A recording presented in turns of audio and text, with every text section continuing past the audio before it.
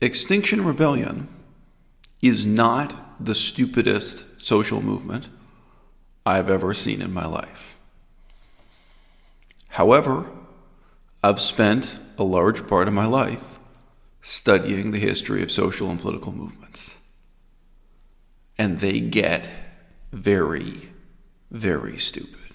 All right, so the first thing to say is there's some fundamental point here, which is any group of people have to decide who decides. So this is like an old political theory point, as you might say. And if you don't have a group of people who decide stuff, then someone will decide anyway. I want to suggest that the international rebellion is on the 7th of October. So you could come to me and say, hang on, Roger, how come you're deciding? What's so special about you? And then you could say, well, I'm going to set up this process through which you can decide it. And then someone else could come along to you and say, hang on a minute, what gives you the right to decide how to decide this process?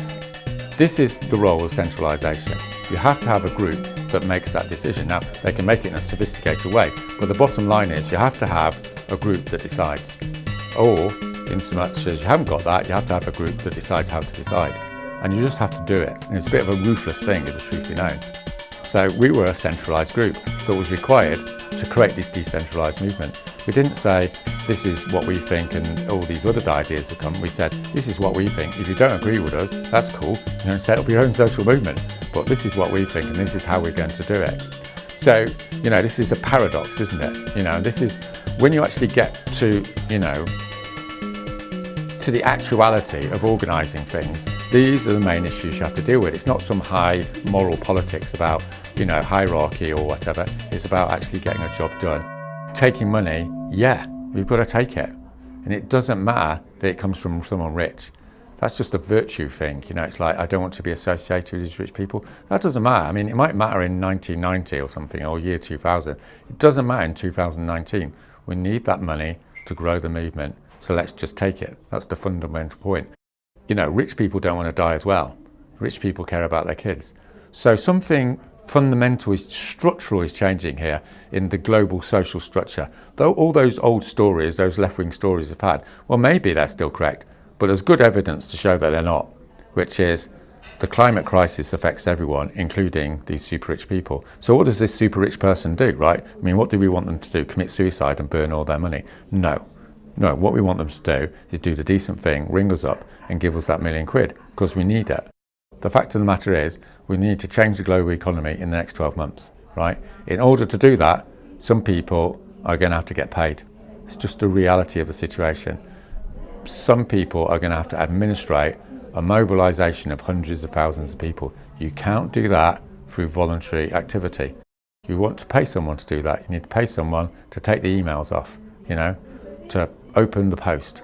These things are all the boring stuff that requires social movements, and social movements need some people to do it.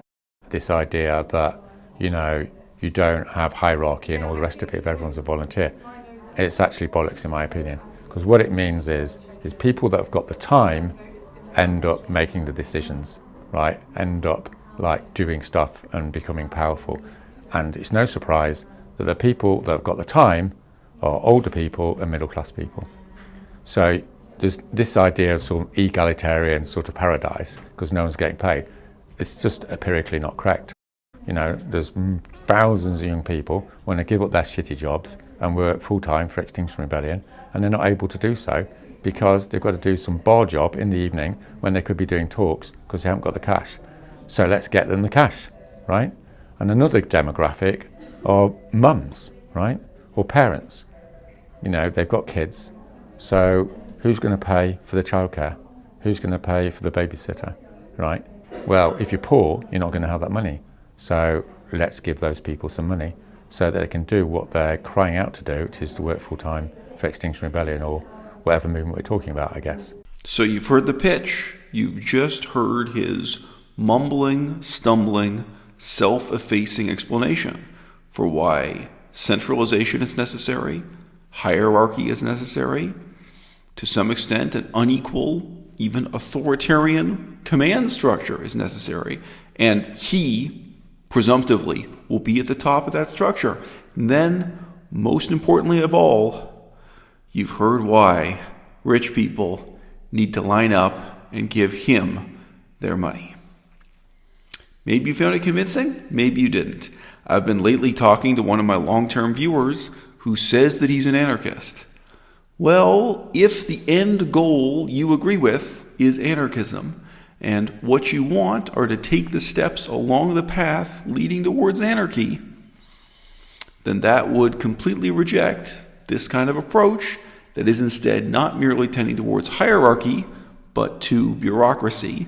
It's going to reproduce all of the advantages and all of the disadvantages of a large, well-funded organization like PETA, People for the Ethical Treatment of Animals. And while they pretend to radicalism and they claim they're going to change the world in just the next 12 months, this group, Extinction Rebellion, you can look back at the history of PETA, People for the Ethical Treatment of Animals, and see that with their millions of dollars and their huge numbers of paid staff, just how little and just how gradually they have changed the world with equally pious motives and with an equally great sense of urgency.